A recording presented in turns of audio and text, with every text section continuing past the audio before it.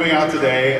It's my great pleasure. I've actually done a Q&A with Tom once before, so it's really cool to be back up here on stage with him again. And I'm telling you, you guys are going to have fun.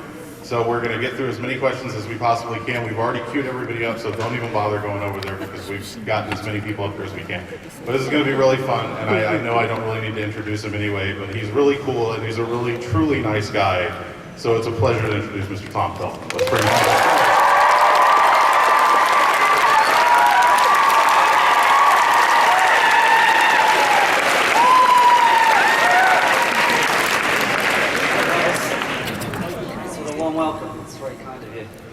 Good to be back in Vancouver. I'm going to start off with something that we talked about in Dallas because it was one of the most recent things that you've been shooting a new series in LA called Murder in the First. That's right, yeah. Tell people about that. Yeah, we shot a pilot July this year for, July last year for a TV show called Murder in the First for TNT.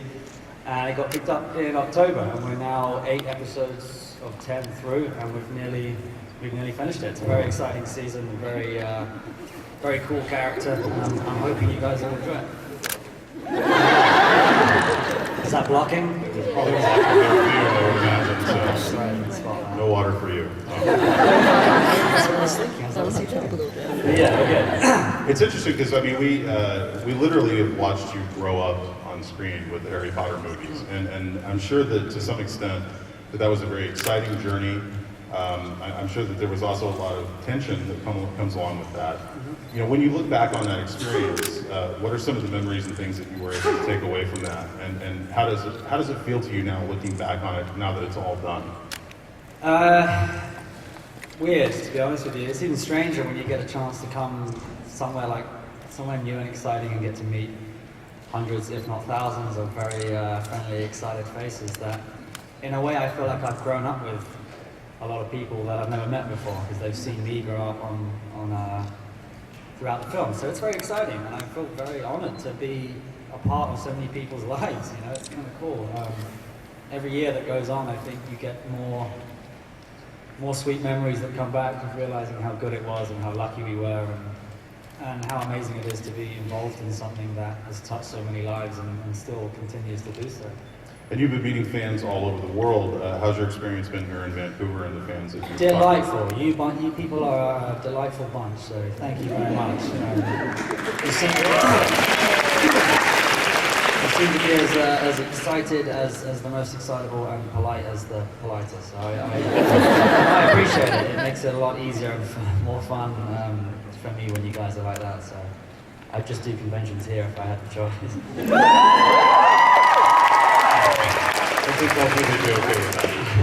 Do you have a hard time walking down the street? Do people recognize you a lot, and do they yell out Tom or Draco? What do you get most often when you go out in public?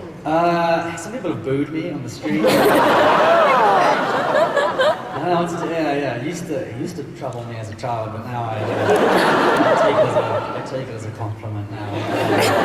Yeah, not that bad to be honest with you. I'm quite lucky that I look a little bit different to my character. So only the real hardcore fans usually spot me. I've had a few interesting encounters with people on the subway back in London, and it's always bizarre when it's a quiet elevator or a quiet train and someone shouts out Malfoy,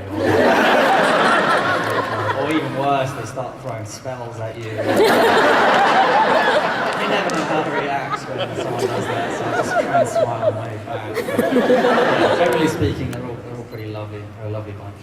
How did you feel about the way Draco's storyline was wrapped up in the last film? Did you feel like you said everything you wanted to say with the character? Do you feel like maybe there was more to say with the character? No, not at all. I think Draco probably has one of the best stories of all the youngsters, really, because he comes to age in a very difficult, tricky way, and I think for the first 5 or 6 years, it's easy just to see him as a snotty pain in the arse, really, and to feel very little sympathy for him. But it's in the last couple of years that we start to see that he's really a product of his parents, and they're terrible parents. So he's a scarred child and someone that's been forced to make decisions that he doesn't want to do.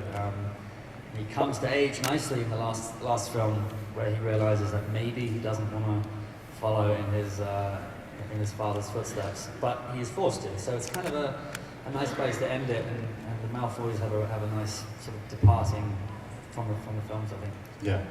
I also really love you in Secret. I wanted to bring that film Thanks, up. man. I don't know how many of you Appreciate have it. seen that film, but it's a great performance. Yeah, it's a small independent film, but it was a fun one. Yeah. Yeah. Did you see it out of curiosity? Was it recently? Yeah, recently. Well, it's played in the States, but Yeah. it was about 6 months ago. Okay, cool. Yeah, 6 months ago. Awesome.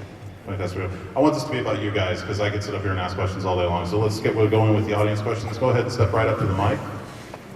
Where are we looking, Mark? Over here? Right over here. Sorry, my eyes are terrible. All right, I can see you. Sorry, mine are too. I was just wondering, my name's Amanda, and Hi, I was Amanda. just wondering, of all the characters in the Harry Potter, besides your own story and your own character, like, who would you have been interested in playing, like, story-wise, like, Right. their journey? Yeah, it's a very tough question because I'm so attached to Draco that it'd be difficult to conceive playing anyone else. But I always thought I'd make a great Hermione.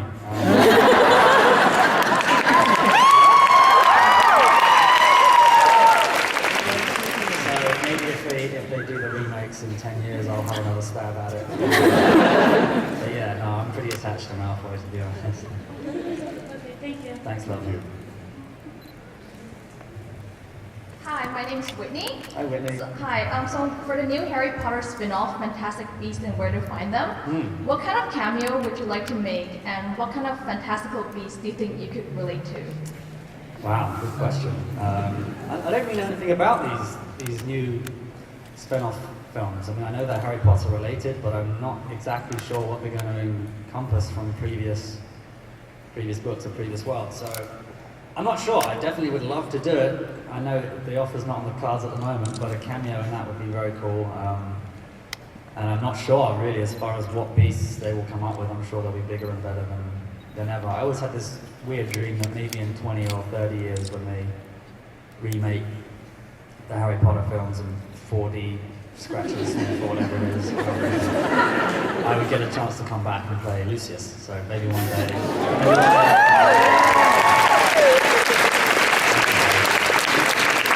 Start that petition right now. Yeah, please. Thank you. Thanks, Lovin. Hi, my name's Katie. Thank you. Okay, so I have a really kind of random question that I heard a rumor of. Here we go. Okay. So I heard they had to sew your robe pocket shut because you kept sneaking food on set. And I was wondering if that was true and what exactly were you hiding in those pockets? Absolutely true. Yeah,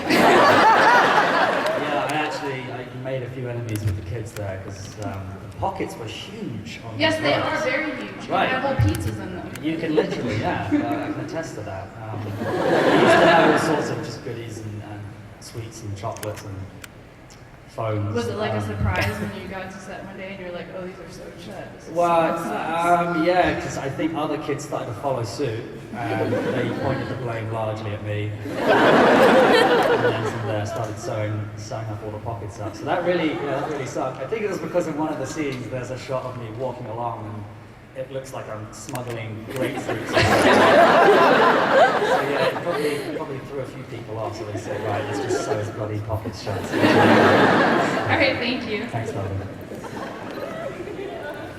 Hi. Hey. I was wondering if you could say Potter, and also my father will hear about this. Well, but I struggle to say it without smiling now, so it's not necessarily like, okay, Potter. And my father will hear about this.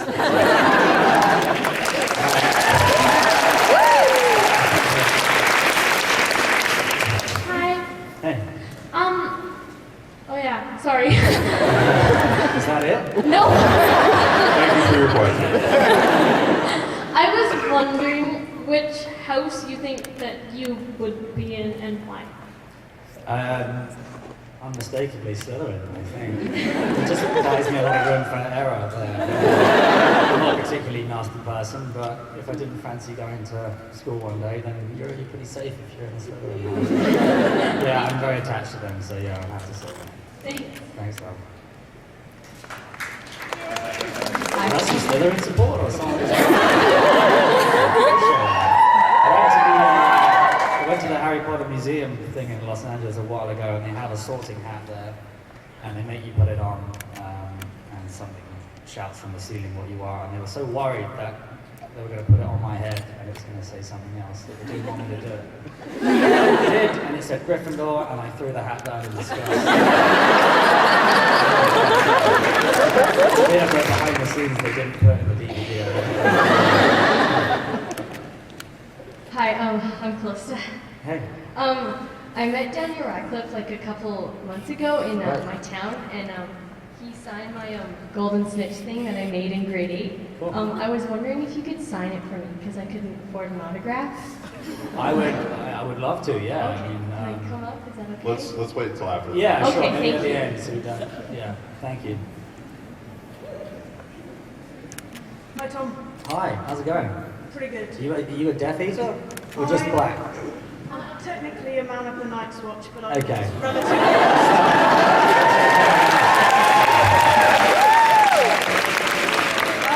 My question is a two-parter.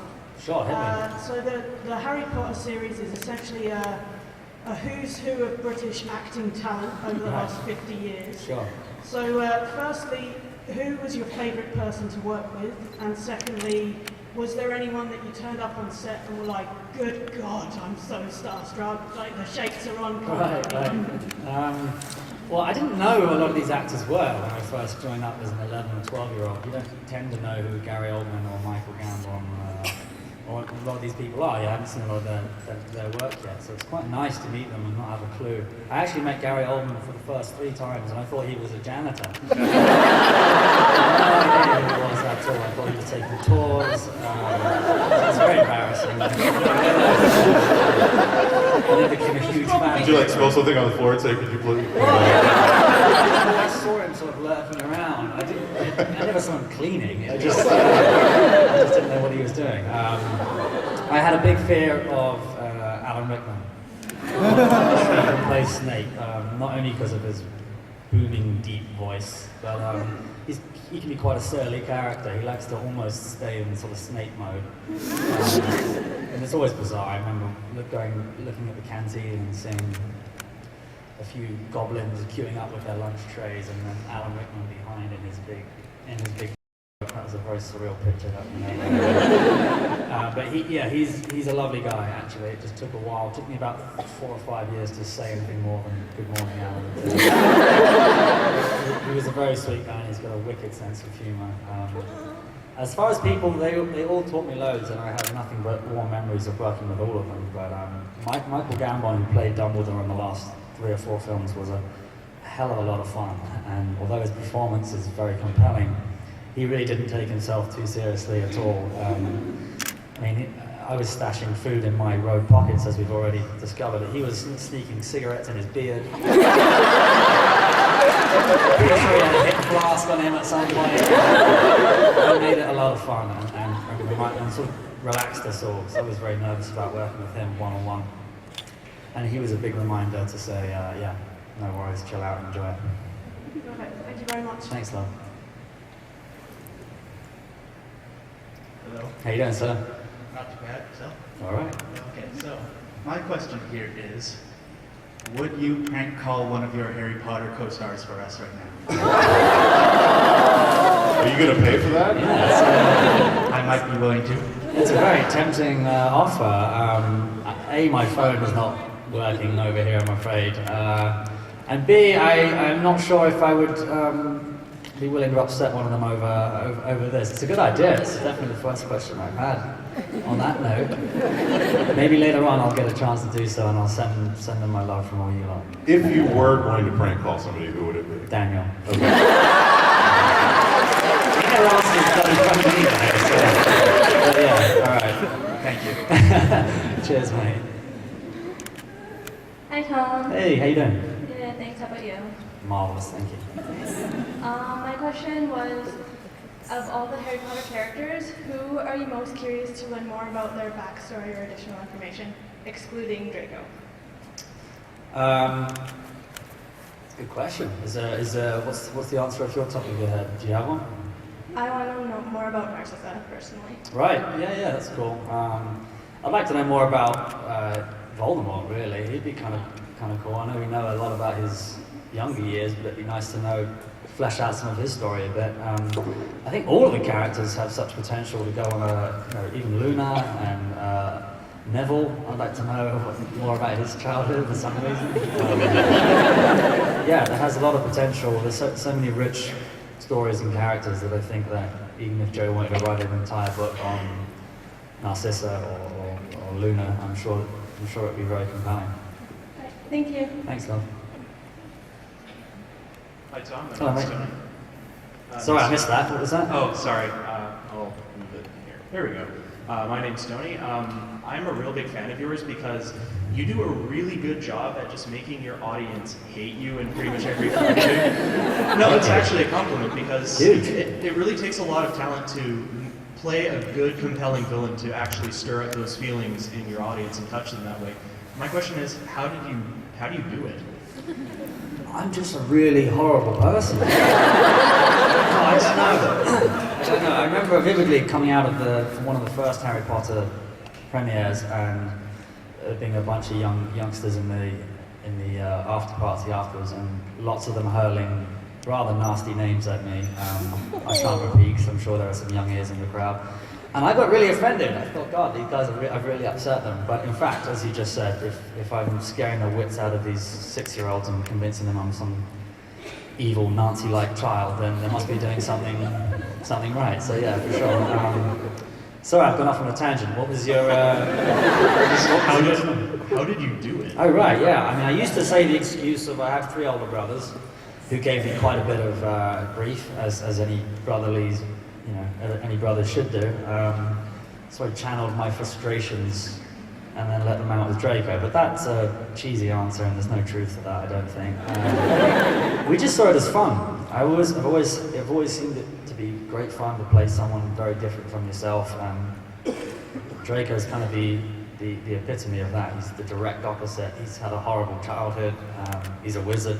And yeah, it's very different from my upbringing in my life, so it was just fun to step into someone else's shoes. And he's very black and white, or at least he was when he was young. There was, you always knew exactly what he was thinking, so that made it a lot of fun, and I think slightly easier as well. Well, inspiration comes from all places, so thank you very much. Thank you, mate. Appreciate it. Cheers. Hi Tom, my name is Ryan. Hey Ryan. My question is, what do you like about Vancouver the most? I'm not sure, but I love it here. I really do. I was here for 6 weeks when we shot Rise of the Planet of the Apes, and I fell in love with it then. My girlfriend and I spent several weekends sort of traveling around with Whistler, and I'm yet to go to Vancouver Island, but I'm really, really excited about that. I hear a lot of good things. So yeah, I'm looking forward to doing that. The crew that I work with up here, met some really nice guys, very professional and at the top of their craft, which is good. The air just seems clean, doesn't it? As soon as I got off the plane, I felt that this is fresh, clean air, and I like your weather as well. It's kind of English. Really? But it still seems nicer somehow. It seems less grey. It seems more, luscious. It seems like you have some nice forests and stuff. So, yeah, I'm already targeting any film or TV project that shoots here in the next year, so I can come back.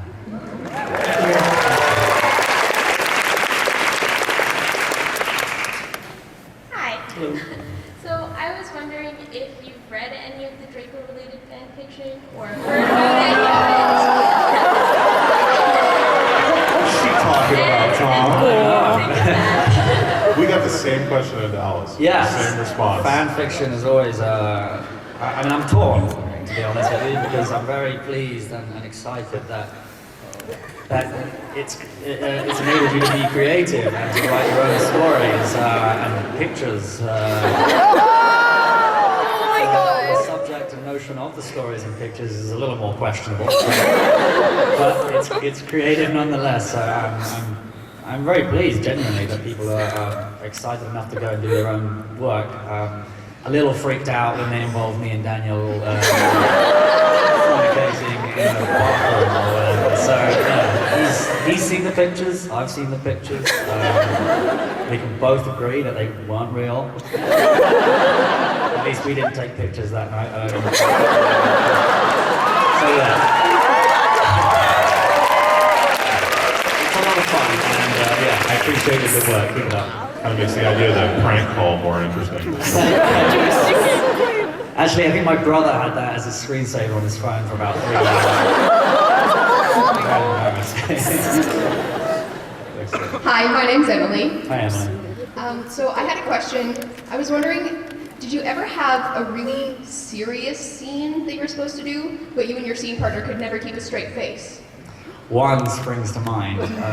It wasn't really a scene that I was featured in. It was, you may have to help me out. Is it McGonagall's transfiguration class? Is that wrong? Probably. My memory doesn't serve me well. Yeah.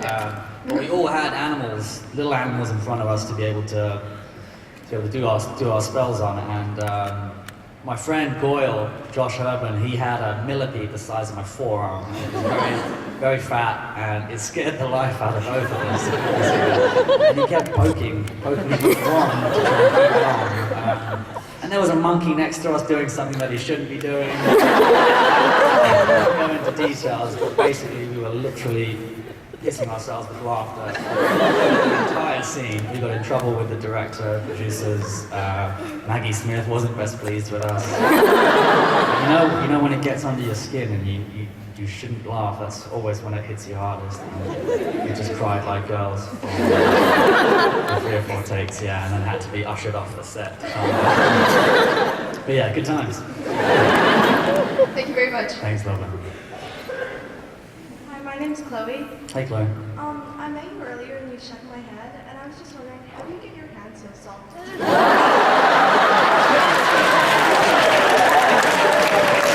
Pretty amazing. Thank you. I'm glad you noticed, because it's a tough regime every night. 2 or 3 hours of soften these bad boys. No, I don't. I've never heard that before in my life. But I appreciate it nonetheless. Yeah, I don't have an answer. I don't really take good care of my hands, to be honest with you. I play a lot of guitar and golf, so they have blisters and calluses all over them. I would have thought, usually people would have said the opposite. Also, do you like my cat leggings? They are possibly the best leggings I've ever seen.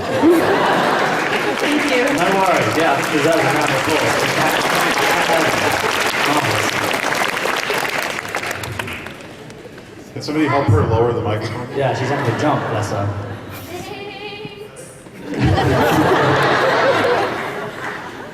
Hi, my name is Sherry. Hi, Sherry. I just wanted to thank you first off for bringing Draco to life, because I didn't really like him until your portrayal of him in Half-Blood Prince and Deathly Hallows, so thank you. Thank you. Thanks a lot. My question is, of all the roles you've played so far to date, which one did you find the most difficult, and what helped you get into character?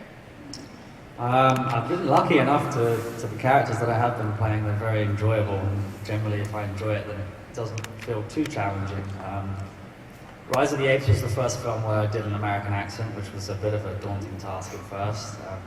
Luckily lots of very nice people around me to help me with that, which was fun. I enjoyed playing Draco the most, unquestionably, because the directors would start asking you about what you think, what he would be doing. And this character that I'm playing now, a guy called Eric Blunt, he's a tech wizard, one of these Silicon Valley whiz kids, and he's been put in trial for a few murders. So it's a very exciting prospect of what's going to happen to him, and it's challenging every day.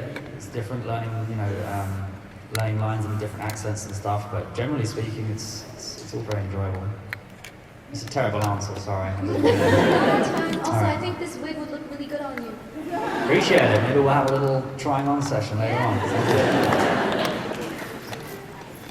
Hi, Tom. Hello. I'm just wondering, whose wand was your favorite in the movie Harry Potter? I think I got that. Was that a wand question? Yes. Yes. I mean my own, of course.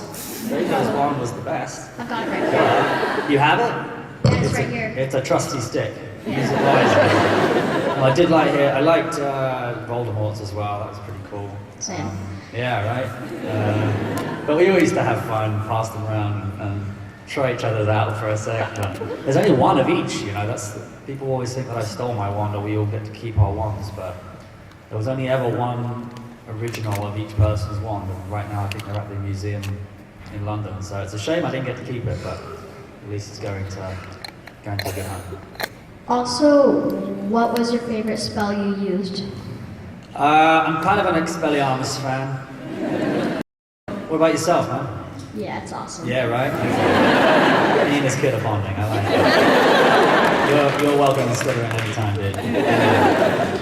And last but not least, where did you keep your wands in the movie Harry Potter? Because it looked like you just pulled them out from nowhere. What? This conversation's taking a twist. We had a... Stop it, please. We had a wand pocket on the inside of our robes. I'm not sure if that's a feature on the ones that they sell commercially, but literally a very thin, perfectly sized pocket for your wand. So that's how it looked like it came out of nowhere.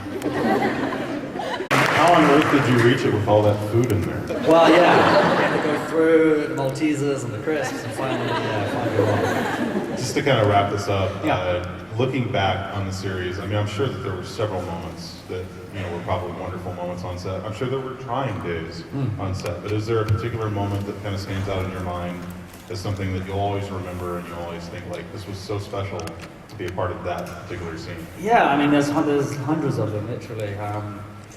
One of the more memorable and scary ones, I remember walking out of the Hogwarts with Snape and a few of the Death Eaters at the end, and Snape wears this like 3-meter long cloak that he drags on the floor.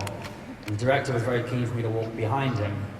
You can see where this is going. So first take, actually Alan turned around in a very dry way and said, "Don't step on my effing cloak." It's very simple. We all laughed, thinking, is he joking? I'm not sure. Nonetheless, take one, stood straight on it. It's connected to his neck, so it like jerked him back. Yeah, he's a scary guy. He forgave me for that, which is nice. And I'm very lucky because I met my girlfriend on the set as well, so it's always a treasured memory that I have meeting her and staying with her. The moment when you guys are all on the platform towards the end of the last film. Yeah. I think when we talked about that before, did you tell me that was like one of the first scenes that you guys shot, or it was shot out of sequence? Yeah, as in the very first film, sorry? No, in the last one. The last one. Standing on the platform. Yeah, it was. We shot the last two Deathly Hallows films together. So it was a 290-day shoot or something silly.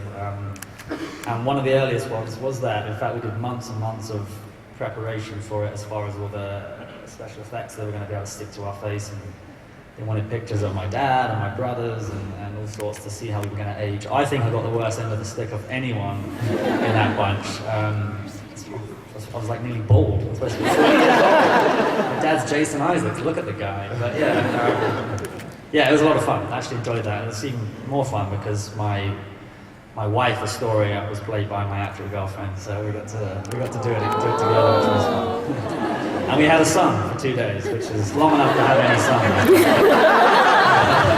So that was fun, yeah. Well, everybody, please be on the lookout for Murder on the First, and Really I think it's appreciate going to it. be really fun. And big hand for Tom Felton.